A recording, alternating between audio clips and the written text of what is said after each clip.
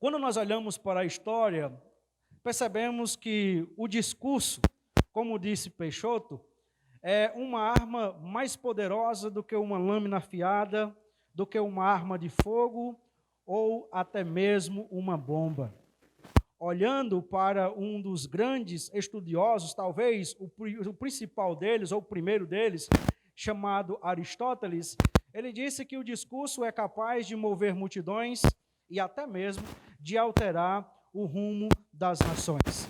O discípulo de Aristóteles, ou pelo menos que aplicou as ideias de Aristóteles na prática, chamado Alexandre, que mais posteriormente seria chamado de Alexandre o Grande, ele impactou todo o seu exército com os seus discursos inflamantes e conseguiu, por meio do discurso, para motivar o seu exército, alcançar um território que chegou a mais de 5 milhões de quilômetros quadrados. Olhando mais um pouco à frente, nós lembramos de Júlio César, outro homem que usou-se do discurso para que pudesse, então, motivar Roma e com seus soldados conseguir ir avante nas suas batalhas. Acima de tudo, disse certo escritor sobre Júlio César, ele era um mestre em inspirar a devoção de seus soldados e encorajá-los a seguir em frente, mesmo diante de obstáculos aparentemente intransponíveis. Seus discursos viravam lendas e eram conhecidos e repetidos da Germânia à Gália.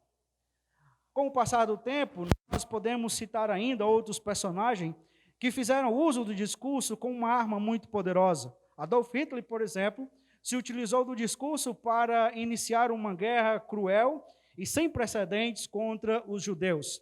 Antônio Gramsci se utilizou do discurso para difundir, então, a ideia da desconstrução dos pilares judaicos cristãos na sociedade para implantar os pilares do marxismo cultural.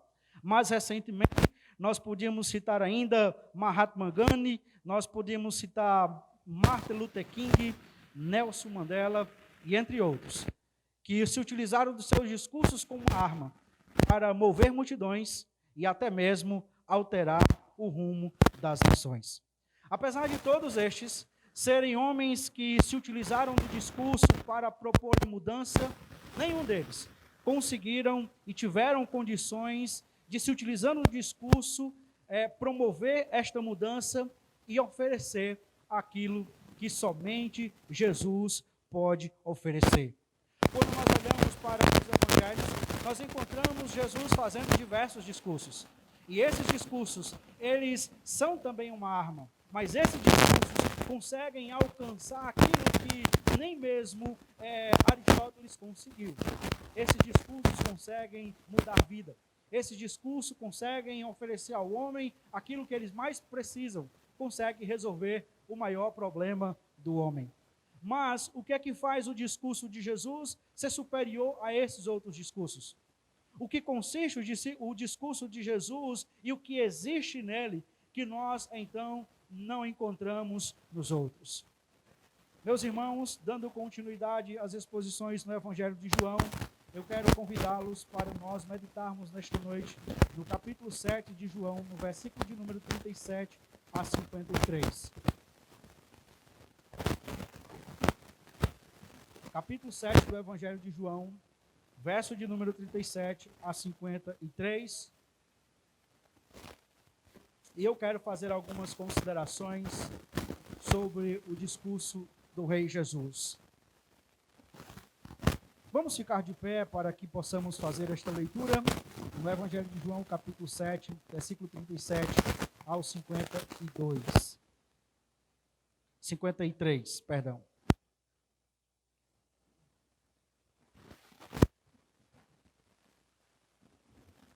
No último dia, o grande dia da festa, Jesus se levantou e disse em alta voz: Se alguém tem sede, venha a mim e beba.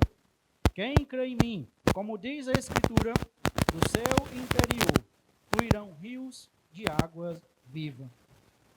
Isso ele disse a respeito do Espírito Santo, que os que nele crescem haviam de receber, pois o Espírito até aquele momento não tinha sido dado, porque Jesus ainda não tinha sido glorificado. Quando ouviram essas palavras, alguns do meio do povo diziam: Este verdadeiramente é o profeta. Outros diziam: Ele é o Cristo.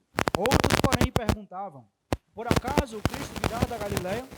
Não diz a Escritura que o Cristo vem da descendência de Davi e da aldeia de Belém, de onde era Davi? Assim, houve divisão entre o povo por causa dele. Alguns queriam prendê-lo, mas ninguém lhes pôs a mão. Os guardas voltaram à presença dos principais sacerdotes e fariseus e lhes perguntaram: Por que vocês não o trouxeram? Eles responderam: Jamais ninguém falou como este homem. Os fariseus disseram aos guardas: Será que também vocês foram enganados? Por acaso alguma das autoridades ou alguns dos fariseus creu nele? Mas esse povo, que nada sabe da lei, é maldito. Nicodemo, um deles, que antes tinha ido conversar com Jesus, perguntou-lhe: Será que a nossa lei primeiro ouvi-lo e saber o que ele fez? Eles responderam: Por acaso também você é da Galileia? Examine e verá que da Galileia não se levanta profeta. E cada um foi para a sua casa. Até aqui a palavra do Senhor. Podeis assentar e que o Senhor nos abençoe com a sua palavra nesta noite. Meus irmãos, nós temos visto que o Evangelho de João foi escrito com um propósito bem estabelecido. João quer demonstrar para os seus ouvintes ou leitores que Jesus é o Cristo. E uma vez que Jesus é o Cristo, João espera que nós tenhamos uma atitude correta em relação a ele.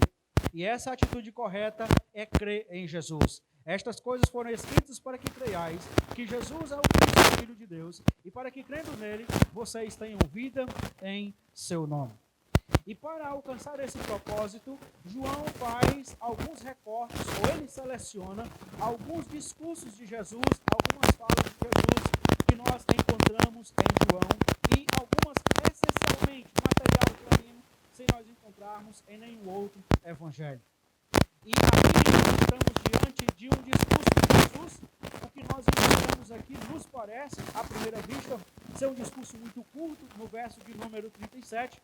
Mas quando nós olhamos para todo o contexto do capítulo 7, somos informados que Jesus ensinava no templo, de modo que João, ele faz esse recorte do verso 37, mas houve várias outras palavras que João decidiu não registrar aqui. E esse discurso de Jesus, ele parece ser um discurso diferente. Ele parece ser um discurso que impressiona. Ele parece ser um discurso que cativa. A tal ponto dos sacerdotes, ao enviar os seus soldados, e quando chegar ali, os soldados ficarem maravilhados com o discurso de Jesus, a ponto de não conseguirem cumprir a ordem pela qual eles foram lá, que era, então, prender a Jesus. Mas em que consiste, então, esse discurso de Jesus? Por que esse discurso de Jesus, ele pode se diferenciar de outros discursos, como nós já vimos anteriormente, de alguns personagens da história? E, meus irmãos, a razão é muito simples. É porque Jesus, ele não discursa simplesmente como homem. Ele não discursa simplesmente para a ideia humana, para estabelecer um projeto humano, mas Jesus, ele discursa como rei, ele discursa como Senhor, ele discursa como dono do universo.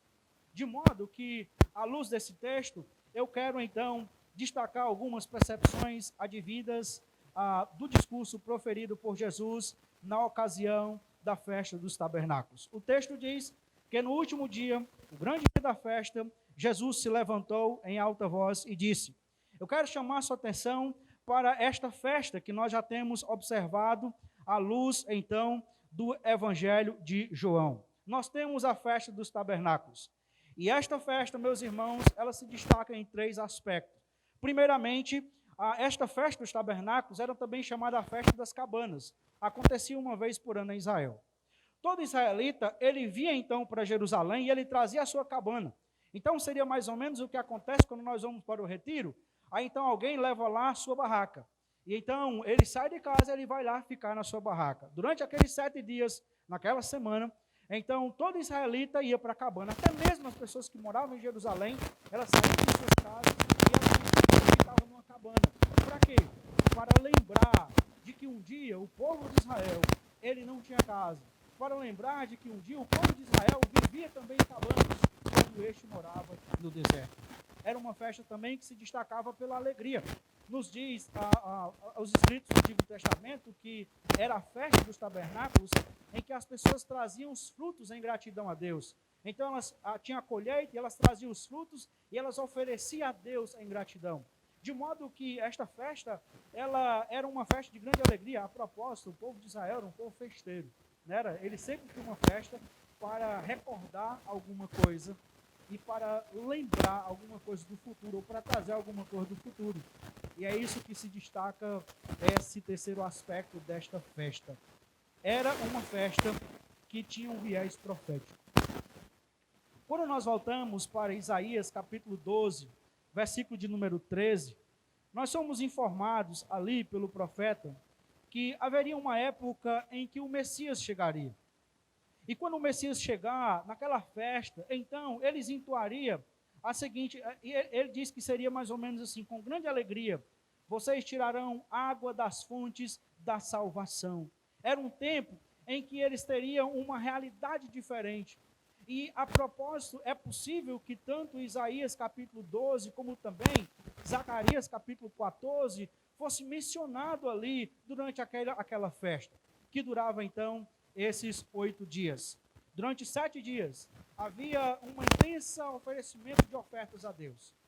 Mas no 8º dia, nós temos um dia que era o ápice da festa, que era o momento maior da festa. Naquele dia, então, os sacerdotes faziam uma procissão do tanque de Siloé até o templo, e eles levavam água para derramar no templo, no intuito de fazer uma purificação no templo. E é nesse contexto em que os sacerdotes estão indo, isso se repetia naquele dia, pelo menos 7 vezes durante o dia, era um feriado nacional, ninguém trabalhava, todo mundo tinha que parar para participar daquilo dali. E é nesse contexto em que eles estão tirando a água do tanque de Siloé para levar então para o templo, que Jesus então se ergue e ele anuncia e ele profere esse discurso. O discurso que o rei faz, o discurso do rei faz um convite aos seus ouvintes. Diz o texto que Jesus se levanta e diz em alta voz: se alguém tem sede, venha a mim e beba. Quem crê em mim, como diz as Escrituras, do seu interior fluirão rios de água viva. Então veja que esse convite que é feito por este rei que está discursando, é um convite que tem um senso de urgência. Jesus está no meio da festa, ele está ensinando, ali está tendo todo o ritual da festa, ele se levanta e diz o texto que ele diz em alta voz. Ele não faz de modo comedido. Jesus quer chamar a atenção dos seus ouvintes para esse discurso. Quer que todos entendam. Olha, isso que eu estou dizendo é importante. Observe e escute o que eu estou falando para vocês.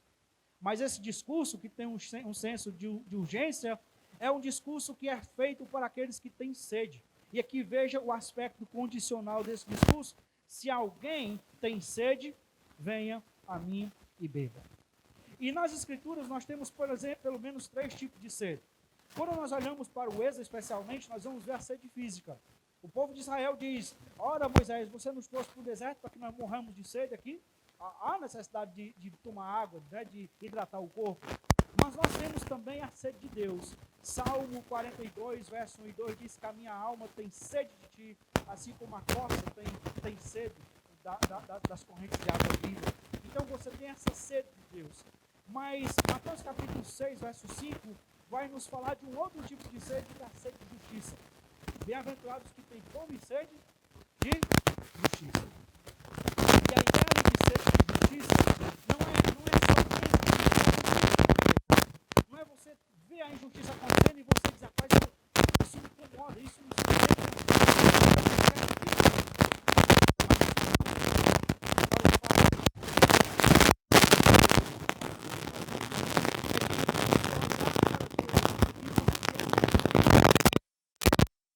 agora ela é favorável. E você tem essa sede dessa justiça. E você quer desfrutar dessa justiça. O que poderia ser, talvez, um embrião daquilo que Paulo vai desenvolver lá em Romanos capítulo 3, no aspecto da justificação. Mas veja, que o texto está dizendo que se alguém tem sede. Então, Jesus, ele faz esse convite que tem um senso de urgência, que tem um aspecto condicional, mas veja que é um convite indistinto. É um convite universal, é um convite para todas as pessoas. Se alguém tem sede, Jesus não está dizendo, olha, você que é aí soldado, você que trabalha concursado, você que é rico, você que mora num bairro nobre da cidade, vem até aqui. Jesus não está amarrando, fechando esse grupo. Mas ele está dizendo, se alguém tem sede, venha. É um convite feito para todos. De modo que aqueles que ouvem, aqueles que estão atentos a esse convite, eles também são alvo desse convite de Jesus. O texto nos diz que é um convite além do universal, é um convite para que você venha até Jesus. Aqui veja que tem uma ação. Jesus está convidando, mas o texto diz, se alguém tem sede, venha. É preciso atender, é preciso sair de onde você está, da condição que você está, e é preciso você vir até Jesus. É preciso que você tome uma atitude, é preciso que você tenha uma ação. E o texto diz também que ele diz, venha a mim e beba. Novamente nós temos essa ideia. Então não adianta você conhecer quem é Jesus, não adianta você saber como é que desenvolveu o ministério de Jesus, a obra de Jesus. Não adianta você ser um bom teólogo se você não tiver ação de desfrutar de Jesus. Se você não desfruta de Jesus de forma real. Você pode estar na igreja, você pode cumprir os rituais da igreja, mas se você não desfruta de Jesus, então você está perdido. Você está perdido e está perdendo tempo, porque você não está desfrutando, você não está bebendo, você não está se saciando de Jesus. Note que o Senhor diz que venha a mim e beba. E aqui, meus irmãos, note que é um convite para que nós tenhamos a satisfação em Jesus. Ora, o que é mais incômodo do que a sede? Veja que a sede ela é pior do que a fome. Uma pessoa não morre, é mais complicado morrer de fome, mas ela rapidamente morre de sede. Ela consegue sobreviver vários dias sem comida, mas ela não consegue sobreviver muito tempo sem água. E à medida que você tem sede, você quer saciar a sua sede.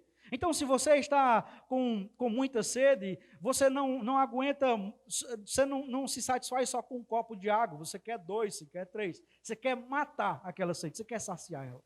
O que Jesus está dizendo é que aqueles que têm sede, aqueles que sentem essa necessidade de satisfação, venham até Ele, se satisfaça dEle, prove dEle, beba da água que Ele está oferecendo, e assim Ele então seria satisfeito. O texto diz no verso 38 que esse convite, que tem um senso de urgência, que é para aqueles que têm sede, que é universal, que envolve uma ação para que nós nos relacionemos com Jesus, é para que nós tenhamos satisfação em Jesus. O convite também acompanhado de, como diz as Escrituras, do seu interior fluirão rios de água viva. Note, meus irmãos, que aqui nós temos Jesus apontando para algo muito interessante. E veja como Jesus ele tem essa sabedoria de pegar elementos da comunidade, da realidade e aplicar à espiritualidade. Ora, qual é a maior necessidade que essas pessoas aqui têm? Nós temos uma grande dificuldade de água ali em Jerusalém, até hoje. Mas veja que o que nós encontramos aqui é Jesus dizendo, olha, no seu interior, se você crê em mim, você vai ter muita, mas você não vai ter muita água. Mas o texto diz que rios fluirão de água viva. Ora, você será alvo não só da bênção de Deus, você não só saciará a sua sede, como você também vai ser usado para abençoar outras pessoas. Você tem um rio. E o rio, aonde ele passa, ele produz vida. Aonde o rio passa tem vida. E se nós olharmos, por exemplo, a transposição do rio São Francisco de mundo afora aí, por onde essas águas passam, a realidade vai mudando. Mas observe que não é só essa questão da mudança de realidade, mas a ideia de rios é que você vai sendo bênção, você vai produzindo energia, você vai produzindo vida para outras pessoas. Mas o texto diz que isso, ele disse, a respeito do Espírito Santo, que os que nele crescem havia de receber, pois o Espírito até aquele momento não tinha sido dado, porque Jesus ainda não fora glorificado. Note, meus irmãos, o que Jesus está dizendo é o seguinte: aquele que crê em mim, aquele que vem até a mim, que aceitar esse convite, desfrutará da presença do Espírito Santo. E aí nós estamos na escola dominical em Atos. Você sabe o que é que produz uma pessoa cheia do Espírito Santo? Aqueles irmãos que têm acompanhado a escola dominical sabem o efeito que uma pessoa cheia do Espírito Santo produz na comunidade onde ele está. E Jesus está dizendo: olha, se vocês creem em mim, vocês então receberão o Espírito Santo. Agora veja bem, eu quero chamar a atenção, meus irmãos, para o fato de que o Espírito Santo, ele depende da obra de Jesus. Porque veja, o texto vai nos dizer que o Espírito até aquele momento não tinha sido dado, porque Jesus ainda não tinha sido glorificado. Sabe aquela ideia de que nós encontramos em Apocalipse, em que todas as coisas convergem para Cristo, em que toda a honra, toda a glória no céu e na terra é dada para Cristo? Ora, parece-nos que a função do Espírito Santo aqui também envolve essa questão. A obra do Espírito Santo depende da obra de Cristo. O Espírito Santo vem para aqueles que creem em Jesus, de modo que uma pessoa sem crer em Jesus, ela não tem condição de ser habitada pelo Espírito Santo. Uma pessoa sem crer em Jesus, ela pode ser habitada por qualquer espírito, menos pelo Espírito Santo. Porque o Espírito Santo só vem sobre aqueles que creem em Jesus, como diz o próprio Jesus. E o texto nos diz, meus irmãos, que o Espírito Santo, então, ele viria sobre aquele, apontando, mais uma vez, para o centro da fé cristã, que é Jesus. Quando Jesus fosse glorificado, então o Espírito Santo tomaria parte para a sua obra. É isso que Jesus vai dizer mais na frente em João 14,16. Ora, eu vou, porque se eu não for, o Consolador não virá. Note, meus irmãos, o último aspecto que eu quero deste convite está registrado em Isaías capítulo 44. E eu quero pedir aos irmãos que direcionem lá, porque aqui nós perceberemos que este convite é também um convite antigo. É fato que em Israel havia uma memória que nós chamamos uma memória discursiva, que eles conheciam as escrituras de cor, porque você não tem ali, você não tem Bíblias como nós temos hoje. Então o israelita, se ele quisesse conhecer a Bíblia, tinha que decorar a Bíblia. Então muitas pessoas hoje teriam dificuldade disso, né? Porque tem dificuldade de decorar. Mas eles tinham os textos com facilidade. Lembra de hoje de manhã, quando a gente falou sobre Estevão? Estevão cita vários textos ipsilitri, é porque era assim mesmo. Eles tinham que decorar. E quando Jesus cita isso, meus irmãos, é direcionado diretamente para o convite que é feito nas Escrituras. Veja Isaías capítulo 44, verso de número 3 e 4. Porque eu derramarei água sobre o chão sedento e torrentes sobre a terra seca. Derramarei o meu espírito sobre a sua posteridade e a minha bênção sobre os seus descendentes. E eles brotarão como a relva, como o salgueiro junto à corrente de água. Um dirá, eu sou do Senhor. Outro se chamará pelo nome de Jacó. E outro ainda escreverá na sua própria mão, eu sou do Senhor. E por sobrenome tomará o nome de Israel. Ora, Isaías está falando, meus irmãos, de um tempo futuro, aonde o Messias chegaria. E com a chegada do Messias chegaria também o Espírito Santo. E esse tempo seria um tempo em que haveria uma realidade diferente. As pessoas não hesitariam em se identificar como sendo do Senhor. Elas colocariam, isso é ideia de mão, porque todo mundo vai perceber, elas vão se identificar, eu pertenço ao Senhor, eu não sou de mim mesmo, eu tenho um dono. Mas veja ainda Isaías capítulo 55, verso 1, quando o texto diz lá na palavra do Senhor, no capítulo 55, verso 1, todos vós que têm sede, venham às águas, e vocês que não têm dinheiro, venham, comprem e comem. Sim, venham e comprem sem dinheiro e sem preço, vinho e leite. O que está fazendo aqui Isaías é dizendo: olha, venham todos vocês, você que tem sede, venha, sacie a sua sede. Mas o convite, ele é antigo, e ele é percebido ainda, irmãos, no livro do profeta Isaías, no capítulo de número 49, verso de número 10, quando ali o texto da palavra de Deus diz: não terão fome nem sede, o calor forte e o sol não os afligirão, porque o que se compadece deles os guiará e os conduzirá aos mananciais de água. Quando Jesus, lá em João, ele diz: olha, se alguém tem sede, venha a mim e beba. Ele está dizendo, vocês lembram do que disse os profetas? Lembram do que disse o profeta Isaías?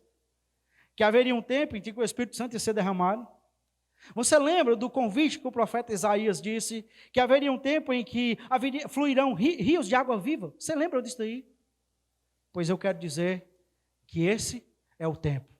O Messias chegou, o Cristo está aqui. E agora nós temos uma nova realidade, de modo que se você crê agora em Cristo, você tomará parte, você será então habitado pelo Espírito Santo.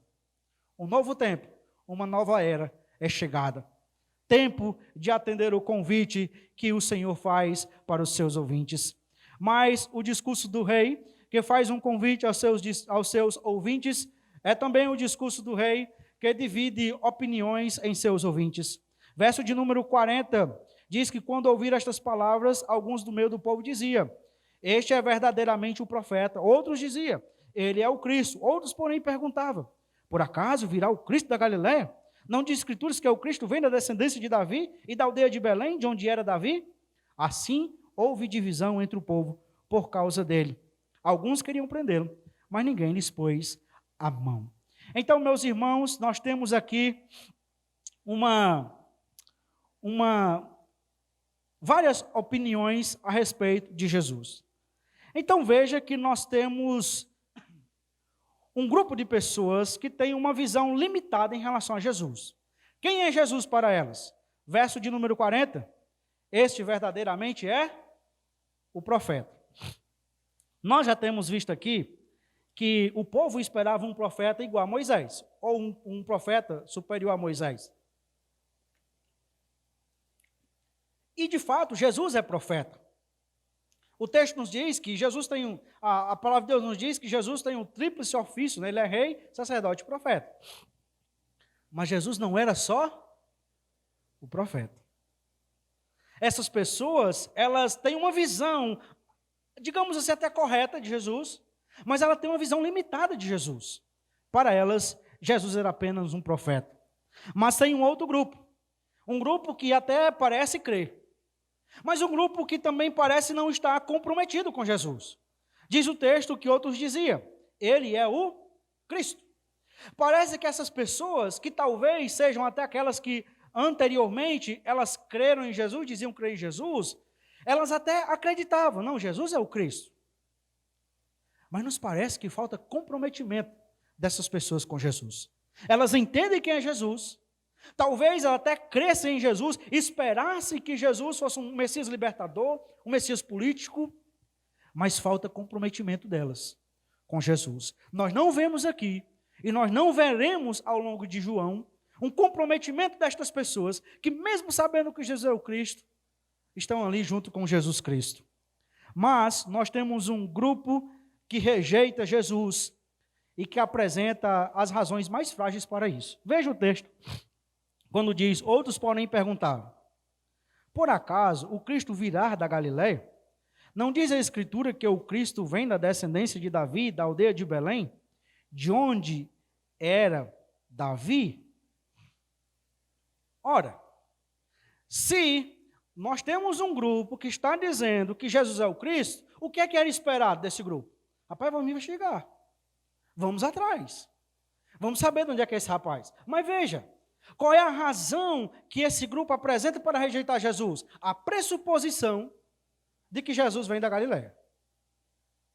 Eles sequer vão examinar para saber realmente de onde Jesus vem. E note, meus irmãos, não era de onde Jesus viria, nesse caso aqui, um critério um critério essencial para que ele fosse o Messias, mas o que ele fazia, as obras que ele fazia, o testemunho que ele dava. Mas essas pessoas rejeitavam Jesus e elas se apoiavam nessas razões frágeis, né? Ele vem da Galileia. Mas eles não procuram investigar que Jesus, na verdade, vem de Belém e vem da descendência de Davi. É por isso que Lucas, Mateus, faz questão de registrar a genealogia de Jesus, para demonstrar de onde é que ele vem. E Mateus, mais ainda, faz questão de demonstrar a ida de Maria a Belém, Jesus nascendo lá e tudo, para comprovar. Esse daqui, verdadeiramente, é o Messias. E nós temos, meus irmãos, ainda um grupo intempestivo que quer, a qualquer custo, prender Jesus. Alguns queriam prendê-lo, mas ninguém pôs as mãos. Tem um grupo que é violento. Eles querem partir para a última instância. Vamos prender e vamos. Os soldados já estão aqui, então vamos prender. Note que aqui não eram os soldados que queriam fazer isso, porque depois os soldados, não, nós não conseguimos. É gente do povo mesmo, né, que queria, de forma intempestiva, prender Jesus e não pegar, porque ainda não era a hora. Você tem um discurso, irmãos, que divide opiniões seus ouvintes. Interessante. Ainda hoje o discurso de Jesus continua causando e dividindo opiniões. Ainda hoje continua se fazendo grupos diante do discurso de Jesus. Mas esse discurso, que é um convite aos ouvintes, que divide opiniões nos seus ouvintes, é um discurso também que desperta emoções nas pessoas. É muito interessante isso daqui. Verso número 44, nós somos informados que alguns queriam prendê-lo, mas ninguém lhe impôs as mãos. Então, eu destaco aqui duas emoções que, na minha opinião, sobressaem. A raiva, nós queremos agarrar ele, nós queremos prender ele, mas ao mesmo tempo, o medo. Nós não conseguimos fazer isso, não é? Ninguém lhe pôs as mãos. Isso é terrível. Eu quero torar o pescoço dele, mas eu não consigo chegar perto. Você tem em verso de número 45, o texto dizendo que os guardas voltaram da presença aos principais sacerdotes fariseus, e estes lhes perguntaram: por que vocês não o trouxeram? E aqui, irmãos, eu destacaria a indignação. A pergunta dos sacerdotes não é uma pergunta assim: oxe, vocês chegaram aqui, rapaz, e não trouxeram o homem? Por que vocês não trouxeram o rapaz? Nós estávamos esperando ele aqui. Não era uma coisa cordial. Porque lembre-se que, à luz do contexto, os sacerdotes queriam mesmo era prender Jesus e queriam de qualquer custo. Eles estavam com inveja de Jesus, eles não toleravam mais Jesus, Jesus tinha mais seguidores do que eles, então tinha mais respeito do que eles, então eles queriam prender Jesus. E aqui, meus irmãos, esta pergunta destaca-se, evidencia um tom de indignação. E o verso 46, eu destacaria uma palavra, eu não sei se eu botei aqui, maravilhamento, né?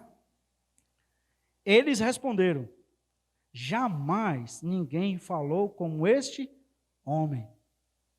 Outras palavras, os soldados, tudo caba bonzinho, né? Tudo gente cordial, extremamente educada, que nunca dava uma tapa na cara de ninguém antes de perguntar o que é que estava fazendo, né? Eles olham para o discurso de Jesus e eles ficam com a expressão que nós conhecemos de boca aberta. Nós ficamos impressionados, nós ficamos maravilhados, porque ninguém falou como este homem. Irmãos, isso foi um tabefe muito seguro na tauba do queixo dos sacerdotes. Porque esses soldados escutavam os sacerdotes.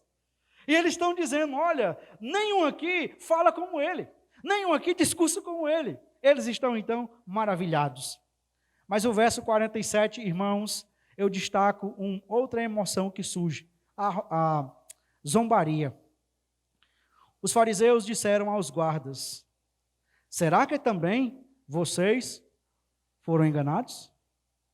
Será que vocês que estão aqui conosco, será que vocês que conhecem o que nós estamos ensinando, será que vocês também foram enganados por esse impostor? você tem, irmãos, o aspecto da zombaria. A zombaria para com Jesus e também a zombaria para com os soldados. Uma última emoção que eu gostaria de destacar é o verso de número 48 e 49. E eu destacaria, então, o orgulho e a arrogância dos sacerdotes. Por acaso, alguma das autoridades ou alguns dos fariseus creu nele? Mas este povo que nada sabe da lei é maldito. Note, irmãos, a arrogância dessas pessoas. Qual é o critério para Jesus ser o Messias? Qual é o critério para nós crermos em Jesus? Qual foi dos sacerdotes aqui que creu em Jesus? Ninguém. Qual foi das autoridades que creram em Jesus? Ninguém. Ora, se nenhum dos entendidos, se nenhum das pessoas que eram expert na lei, na palavra de Deus, creu nele, então é porque ele não é digno de ser crido por ninguém. Mas aí tem uma questão, o povo creu, tem pessoas que crê, ele está sendo seguido por pessoas. Este povo é maldito. E aqui, pegando a ideia do discurso, veja que não é de agora que as pessoas utilizam o discurso para propagar uma ideia e para manipular as massas. Os sacerdotes sabiam fazer isso muito bem. Esse povo que eles consideram maldito, são o povo que lá na frente vai ser usado por eles para dizer: crucifica, crucifica. Nós queremos que Jesus seja morto. Mas aqui, meus irmãos, vejam como eles são arrogantes, como eles são orgulhosos. Não é à toa que os piores embates e os embates mais duros que nós temos no Novo Testamento é entre Jesus e os fariseus. As maiores reclamações que nós temos no Novo Testamento é de Jesus para com essa classe religiosa que segue uma religião vazia e sem vida. O discurso de Jesus desperta emoções nas pessoas. Mas esse discurso que faz um convite aos seus ouvintes, que divide opiniões, que desperta emoções, é um discurso também que desencadeia reações nas pessoas. Veja bem, meus irmãos, a partir do verso de número 44, nós já vimos, temos um grupo querendo prender Jesus, não é? Mas veja que nós temos um grupo ainda que tenta se utilizar da sua autoridade para tentar parar a obra de Jesus. São os sacerdotes, eles estão tentando, usando todo o sistema de que eles tinham à sua disposição para prender Jesus, mas nós temos também, pelo menos, uma pessoa que demonstra fé em Jesus. Verso 50, diz o texto que Nicodemos, um deles, que antes tinha ido conversar com Jesus, perguntou-lhe: será que a nossa lei condena um homem sem primeiro ouvi-lo e saber o que ele fez? Eles responderam: por acaso também você é da Galiléia? Examine, e verá que da Galiléia não se levanta profeta. E cada um foi para sua casa. Então, o grupo de sacerdotes, eles continuam usando de sua autoridade para tentar barrar a obra de Jesus. E eles saem aqui para suas casas, mas eles saem ainda com um propósito bem estabelecido, que mais na frente vai ficar muito mais claro. Agora nós não queremos só prender Jesus. Agora nós queremos acabar de vez, nós queremos parar com tudo. Nós queremos matar Jesus. O propósito é alcançado. Mas nesse cenário aqui, surge uma pessoa chamada Nicodemos. E aqui, meus irmãos, perceba que a fé de Nicodemos nos parece ser um pouco tacanha. Se nós não tivéssemos a continuidade dos Escritos, possivelmente isso daqui não seria suficiente para nós asseverarmos que Nicodemos foi um crente em Jesus. Mas veja que João, ele faz questão de dizer que esse Nicodemos aqui foi o mesmo que em João capítulo 3 foi conversar com Jesus. E João está dando uma pista para nós. E mais ainda, João está usando de um aspecto fantástico.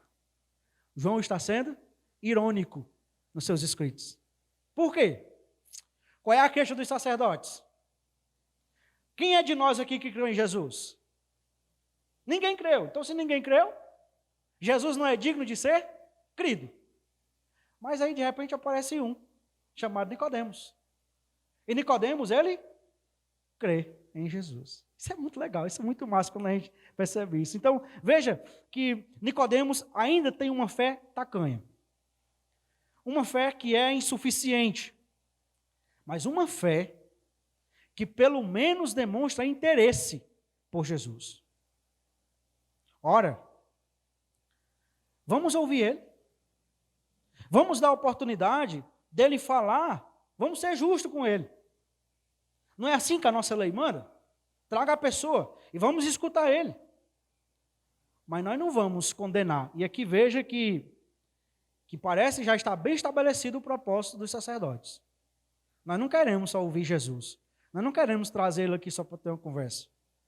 Nós já temos uma sentença para ele. E nós vamos executar, custe o que custar. E aí, meus irmãos, vejam que você tem essa fé que posteriormente será declarada de forma pública. Continua sendo assim. Jesus continua sendo uma pessoa que provoca reações mais adversas nas pessoas. E alguns continuam na mesma condição de Nicodemos. Uma fé tacanha, insuficiente, mas que pelo menos ainda demonstra interesse por Jesus. Tudo isso por causa do discurso do rei. Tudo isso por causa da forma como o rei discursa.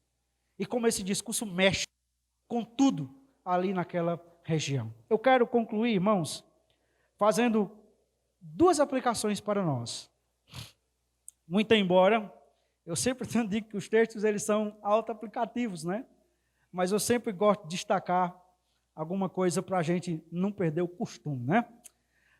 Primeira aplicação, meus irmãos, é que Jesus convida para que você considere sua palavra, venha até Ele e creia nele. Meus irmãos, Deus se interessa por você que é pecador. Deus sempre demonstrou interesse por pecadores. E o convite de Deus, ele sempre vem ecoando. Você lembra de Gênesis capítulo 3? Quando ali nós temos Adão pecando, e o Senhor sai no jardim e diz: Adão, Adão, onde estás? Senhor, ouvi a tua voz e me escondi, porque eu estava nu. E Deus começa um diálogo com Adão. Quem é que chama por Adão? É Deus. Mas esse mesmo Deus que convida Adão é o mesmo Deus que convida Abraão. É o mesmo Deus que chama posteriormente, depois que de Gênesis 3, é o mesmo Deus que em Gênesis 4 chama Caim, um pecador. E diz: Caim, vem aqui se acertar comigo. Eu te estou dando uma oportunidade, Caim, para você se arrepender. É o mesmo Deus que vai chamar então em Gênesis 12 Abraão. É o mesmo Deus, meus irmãos, que continua chamando os pecadores por meio dos profetas, um após um. A palavra do Senhor diz, por meio de Jeremias, que o Senhor então enviou profetas desde a manhã cedo até o anoitecer. O Senhor não deixou nenhum momento de chamar, de clamar por meio dos seus profetas, para que os homens atendam o seu convite, para que os homens venham até Ele, para que os homens desfrutem dEle, considerem dEle, creiam nele, tenham salvação nele. Esse convite, irmãos, ganha mais cores quando então nós chegamos no Novo Testamento e João Batista então chama aqueles que querem a se arrepender. E depois ele fica mais colorido ainda quando Jesus chega. E aí Jesus chama os pecadores, não é? Venha, vocês que têm sede, venham a mim e bebam. Venham a mim todos aqueles que estão cansados e sobrecarregados, e eu vos aliviarei. Jesus, irmãos, ele chama pecadores, ele se interessa por pecadores. De modo que se você é um pecador, e nesta noite você ouviu a mensagem do Senhor, você foi alvo do convite de Jesus. Isso é maravilhoso. Isso é uma bênção. Isso é um privilégio que você está tendo. Agora, requer responsabilidade. Todo convite que você faz é digno de uma resposta. Você concorda comigo? E todo convite que você faz, que você recebe, você dá uma resposta. Você concorda comigo? Não tem escapatória. Então, convido você, vamos caminhar? Você pode dizer sim, você pode dizer não, e você pode ficar calado, que é uma forma de você dizer não. Mas você vai dar uma resposta. E aqui, meus irmãos e amigos, lembre, a resposta vai ser dada nesta noite. Você vai dar a resposta a Jesus nesta noite, ao convite de Jesus. Você vai dar. Se você aceita o convite dele ou não. Mas você vai sair daqui hoje à noite com uma resposta dada a esse convite. Segunda aplicação, irmãos, que eu quero fazer aqui, agora de forma mais geral, é que somente Jesus pode nos saciar completamente. Há um relato, irmãos, de um grupo de africanos que vieram para o Brasil e, em determinado momento da viagem, o barco naufragou e eles passaram vários dias sobrevivendo nos destroços do barco. E naquele barco havia várias pessoas, mas somente um conseguiu escapar até que o resgate, depois de vários dias já em alto mar, até que o resgate chegaram. E passado, o resgate chegou. E posteriormente, então, ele foi dar uma entrevista para contar como tinha sido aqueles dias, para contar como tinha sido o naufrágio, e mais ainda, para contar como foi que só ele conseguiu escapar daquele naufrágio. E então, um repórter perguntou, como é que só você sobreviveu àquele naufrágio? E ele respondeu, eu fui o único que diante da sede intensa e duradoura, resistiu à tentação de não beber a água do mar. Nenhum daqueles que naufragaram morreram afogados. Ele disse, todos morreram porque eles beberam a água do mar. Ora, irmãos, tentar saciar a sede bebendo a água do mar, no primeiro momento, parece até funcionar. Até rimou, Parece até funcionar. Mas aí, posteriormente, aquela sede volta. E ela volta mais intensa ainda. E o que é que você vai fazer para tentar matar a sede mais intensa? Você vai beber uma quantidade maior de água. Só que aquilo que você está ingerindo, pensando que é água, na verdade é sal. E vai chegar um ponto que os seus rins não têm mais condições de fazer o processo de passar água por eles lá e eles vão parar. E você morre. E você morreu por quê? Porque você tentou saciar a sede com algo com algo que não tem condições de saciar a tua sede. A nossa vida não é assim? Nós temos sede de muitas coisas. Nós temos sede muitas vezes e uma sede que nos consome. Uma sede pelo novo, às vezes uma sede por nós termos um corpo mais esbelto, uma sede por nós termos um aparelho celular, uma sede por nós termos um carro melhor, uma sede por nós termos uma esposa melhor, uma sede por nós termos filhos melhores e por aí vai. E muitas vezes na tentativa de saciar essa sede, nós começamos então, irmãos, a tomar água do mar. Nós começamos a saciar a nossa sede com aquilo que o mundo oferece. Nós começamos a saciar a nossa sede com aquilo que o mundo deixa para nós. E nós então, diante da tentação, diante da intensa sede, nós começamos a usar aquilo dali, achando que aquilo dali vai matar a nossa sede. Mas na verdade, aquilo dali vai acabar nos matando. E vai nos matar, meus irmãos, porque somente Jesus tem condições de satisfazer a nossa vida. O vazio que você sente, e que você sempre tenta preencher com várias coisas. E quando você consegue aquilo, se eu tiver isso daqui, eu vou estar satisfeito. Quando você tem, você percebe, não é isso daqui, não é isso aqui. Esse vazio, só quem pode, esse vazio, essa sede por satisfação, esse desejo por satisfação, só quem pode realizar completamente é o Senhor Jesus. No que você está tentando se satisfazer? Você está tentando saciar a sua sede com o quê? Com o que você está tentando preencher o vazio que existe dentro de você? Lembre-se, somente Jesus pode nos saciar completamente. Vamos orar? Senhor, nós queremos, em nome de Jesus, agradecer ao Senhor pela Tua palavra.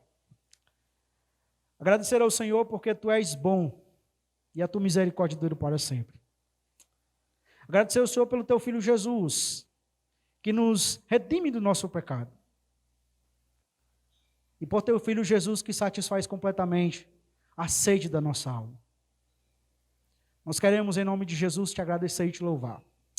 Amém. Meus irmãos, nós temos pregado ao longo desse tempo em João, e hoje Deus me concedeu a alegria de, antes de iniciar o culto, ser procurado pelo seu Marcos, o esposo da irmã Conceição, né? E nós conversamos antes do culto rapidamente, e ele disse que quer entregar a sua vida a Jesus. Então, quero convidar o seu Marcos aqui. Glória a Deus. Seu Luiz também. Glória a Deus por isso. Então, quero convidar o seu Marcos, o seu Luiz aqui, né, que estão entregando a vida a Jesus, né? Isso é bênção, isso é a prova da graça de Deus, e eu diria, irmãos, isso é resposta de muita oração. Quantas vezes nós não oramos aqui para o seu Marcos e seu Luiz, né? E a bênção, a graça de Deus alcançou a vida deles, e nós queremos louvar a Deus nesta noite, por a vida dessas pessoas. E se você entendeu a pregação que a palavra de Deus nesta noite, e você quer entregar a sua vida a Jesus também, então esse é o momento. Se você quer entregar a sua vida, você pode levantar a sua mão, você pode vir aqui e nós iremos orar por você nesse instante. Tem alguém que quer entregar a sua vida a Jesus? Mais alguém? Vamos orar ao Senhor, agradecendo pela vida do seu Marcos, do seu Luiz, e pela graça do Senhor na vida deles. Pai, nós queremos, em nome de Jesus, Te louvar e Te agradecer, porque o Senhor continua sendo gracioso. O Senhor continua se interessando por nós. O Senhor continua salvando pecadores. E nós queremos Te louvar nesta noite pelo seu Marcos, pelo seu Luiz. Ó Deus, pessoas que há tanto tempo nós orávamos por eles, e que aprove o Senhor, de forma irresistível chamá-los, para que eles possam fazer parte dos Teus filhos, dos Teus servos. Nós queremos, ó Deus, em nome de Jesus, render-Te graça pela Tua graça na vida deles. E queremos, ó Deus, pedir que o Senhor os acompanhe com a Tua graça e com a Tua bondade. Ó Deus, os desafios que eles irão enfrentar daqui para frente serão muitos. Mas a mesma graça que alcançou eles, será a mesma graça também, que vai os acompanhar de hoje até o dia em que o Senhor voltará para nos buscar. Fortalece o seu Marcos, fortalece o seu Luiz, para que eles, servindo ao Senhor, possam testemunhar de forma firme a respeito da graça em Cristo Jesus. Nós queremos Te louvar por isso.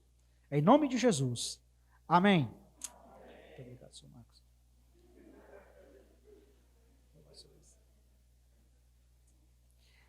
Eu tenho sempre recomendado os irmãos, né, que após o culto, você tome duas atitudes em relação a estes irmãos. Então, nós temos nós temos o seu Marcos, o seu Luiz, e nós temos também a Nicole, que tem entregado a vida a Cristo. Então, ao terminar, fale com esses irmãos, né? Parabenize a eles pela a bênção que o Senhor concedeu a eles, porque eles estão nascendo, a partir de hoje, vocês têm uma nova data de aniversário, né? Hoje é quanto do mês? 6, né? 6 de fevereiro. E ore por eles. E se disponham a ser bênção na vida deles de agora em diante, né? Então, nós queremos encerrar com uma oração final. Ó Deus, nós queremos te louvar e te engrandecer. E nós queremos te engrandecer, porque o Senhor é bom e a tua misericórdia dura para sempre. E nós queremos te pedir que a graça de nosso Senhor Jesus Cristo, o teu amor, que é imenso, e a comunhão e a consolação do teu Espírito Santo seja conosco. E que o Senhor nos abençoe e nos guarde. Que o Senhor faça resplandecer o teu rosto sobre nós. Que o Senhor incline o teu rosto sobre nós. Que o Senhor nos conceda a tua paz. Até o dia em que o Senhor voltará para nos buscar. Nós oramos em nome de Jesus. Amém. Após uma oração silenciosa e o pós-lude, está encerrado esse culto. Uma boa noite, uma boa semana e que Deus os abençoe.